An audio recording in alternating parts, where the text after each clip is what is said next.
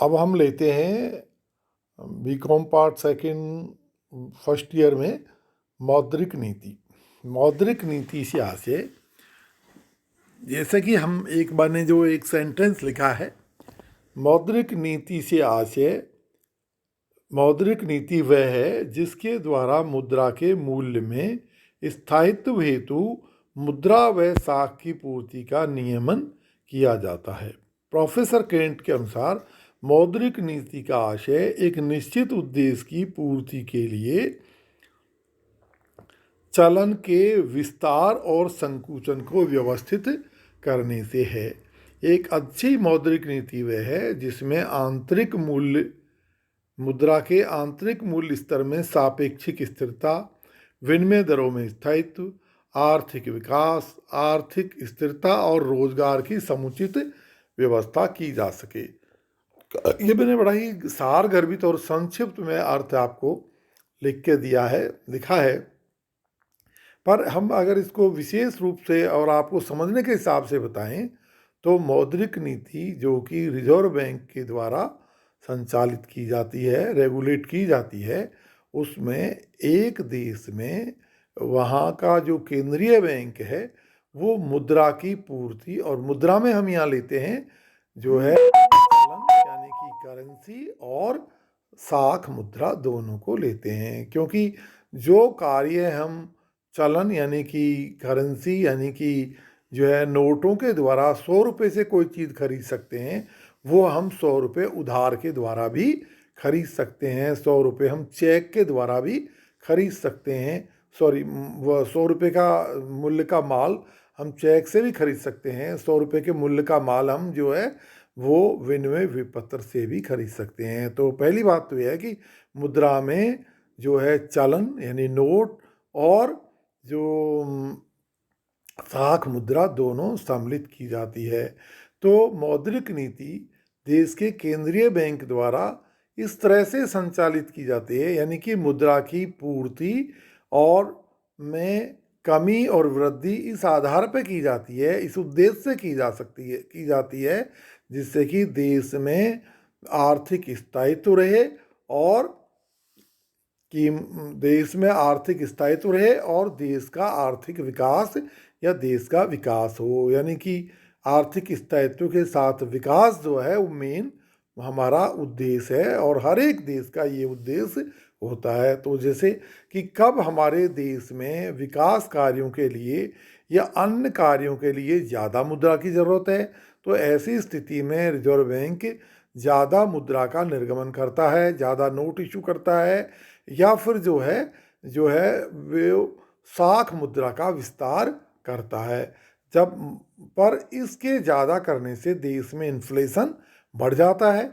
मुद्रा का प्रसार से जो इन्फ्लेशन बढ़ता है, विकास कार्य ज़्यादा होते हैं, पर मुद्रा का मूल्य जो है कम हो जाता है। तो जब हम ये परिस्थितियां हमारी नेगेटिव होती है तो इस अधिक मुद्रा को रिजर्व बैंक है अपने विभिन्न उपकरणों से बाजार से खींच लेता है। जैसे कि कई प्रकार के उपकरण हम आपको आगे इसमें डिटेल में बताएंगे। तो मौद्रिक नीति का जो नटसेल में जो अर्थ है वो ये है कि देश की स्थिति और देश की आवश्यकता के हिसाब से मुद्रा की पूर्ति को कंट्रोल करने से है कि कब मुद्रा की पूर्ति ज़्यादा की जाए और कब मुद्रा की पूर्ति कम की जाए। यानी कि जो मुद्रा की जो सप्लाई है उसको देश के हित में कंट्रोल करना ही मौद्रिक नीति का प्रमुख उद्देश्य है या मौद्रिक नीति का प्रमुख कार्य है। और अब हम लेते हैं मौद्रिक नीति के उद्देश्य। तो मौद्रिक नीति के उद्देश्यों में है सबसे पहले जो है कीमतों में स्थायित्व। तो यानी कि देश में मुद्रा कितनी जारी की जाए, कम जारी की जाए, ज़्यादा जारी की जाए, इसका सबसे प्रमुख उद्देश्य होता है कि कीमतें जो है उनमें बहुत जो है ज़्यादा तेज़ी से जो है विचलन न हो। यानी कि कीमतों में बहुत ही स्लाइट सा जो है चेंज होना चाहिए, ज़्यादा चेंजेज उसमें नहीं होने चाहिए, ज़्यादा परिवर्तन नहीं होना चाहिए। तो इसके लिए जैसे ही वो कीमतें बढ़ने लगे, इन्फ्लेशन बढ़ने लगे, तो मौद्रिक नीति के तहत मुद्रा के प्रसार को हम कम कर देते हैं, अधिक मुद्रा को बाजार से खींच लेते हैं। तो और या जैसे ही वस्तुओं बहुत सस्ती होने लगे तो इसका मतलब बाजार में मुद्रा का अभाव है, तो बाजार में मुद्रा विभिन्न प्रकार से जो है सर्कुलेशन में डाली जा सकती है।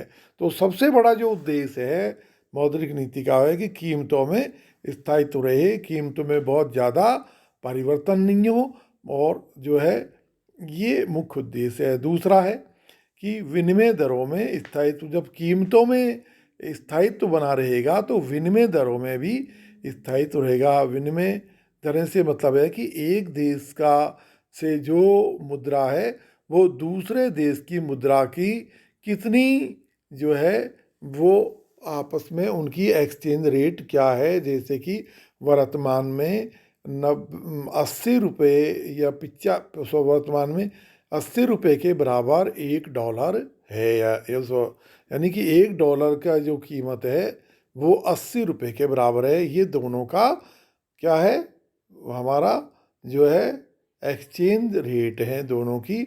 जो अगला है इसका पूर्ण रोजगार की प्राप्ति, यानी कि देश में सभी प्रकार के जो उत्पादन के साधन हैं उनको पूर्ण रोजगार मिले, यानी कि जो इस देश का विकास इस प्रकार का हो कि जो रोजगार के साधन हैं वो पूरी तरह से काम में आए, कोई आइडियल नहीं पड़ा रहना चाहिए।